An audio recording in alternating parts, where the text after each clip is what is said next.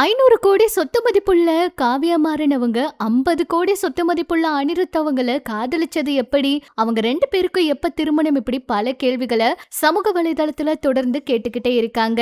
அனிருத் காவ்யா மாறன் இவங்க 2 பேருமே காதலிச்சுக்கிட்டு இருக்காங்க.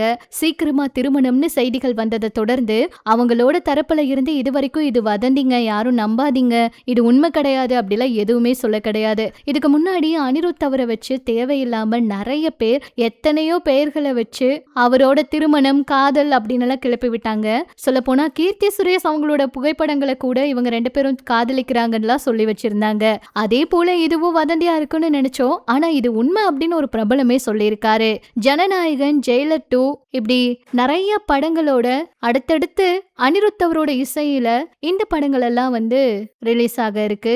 இவருக்கு IPL சன்ரைசர்ஸ் ஹைதராபாத் அணியோட CEO ஆன காவ்யா அவங்க கூட திருமணம் நடக்க இருக்கிறதா செய்திகள் வெளியாச்சு. நவம்பர் 12 இவங்க 2 பேருக்கும் திருமணம் பிரம்மாண்டமா நடக்க இருக்கிறதா தகவல் வெளியாகிருக்கு. இந்த நிலையில அனிருத் மற்றும் காவ்யா மாறன் எப்படி காதலிச்சாங்க அப்படிங்கிற கேள்வியும் நிறைய பேர் கேட்டுட்டு இருக்காங்க.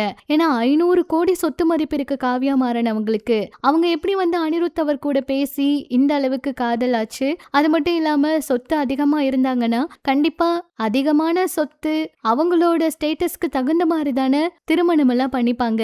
காவ்யா மாறன் அவங்க கூட எப்படி அனிருத் அவங்க பேசினாங்க, அப்படிப்பட்ட கேள்விகளை எல்லாம் தேவையில்லாம கேட்டுக்கிட்டு இருக்காங்க. ஆனா உண்மை என்ன அப்படிங்கறதும், இவங்க உண்மையாலுமே காதலிக்கிறாங்களா, திருமணம் நடக்க இருக்கா அப்படிங்கறதெல்லாம் உறுதியா தெரியல. உண்மையா இவங்க திருமணம் பண்ணிக்க போறாங்களா அப்படிங்கறத பொறுத்திருந்து பார்த்தாதான் தெரியும். இதுக்கு முன்னாடி பாத்தீங்கன்னா சமந்தா அவங்கள பத்தியும் இப்படிதான் வதந்திகள் வந்துச்சு. சொன்ன மாதிரியே அவங்க 2 பேரும் திருமணம் பண்ணிக்கிட்டாங்க. இதே போல பிரபலங்கள் பத்தி வதந்திகள் வந்ததெல்லாம் உண்மையாயிருக்கு. ஒரு சிலது மட்டும் பொய்யாவே முடிஞ்சிருக்கு. அனிருத் அவருக்கு திருமணம் நடக்கிற இடமே இதுதான் அப்படின்னு சொல்லி செய்திகள் வந்ததை தொடர்ந்து அவங்களோட தரப்புல இருந்து இப்போ வரைக்கும் அதையெல்லாம் போய் நம்பாதீங்கன்னு எந்த ஒரு விஷயமும் வெளியாகல. இப்படி பார்க்கும்போது அவங்க 2 பேரும் உண்மையாவே காதலிக்கிறாங்களா, திருமணம் நடக்க இருக்கா அப்படின்னு ரசிகர்களுக்கும் ரொம்பவே குழப்பமா இருக்கு.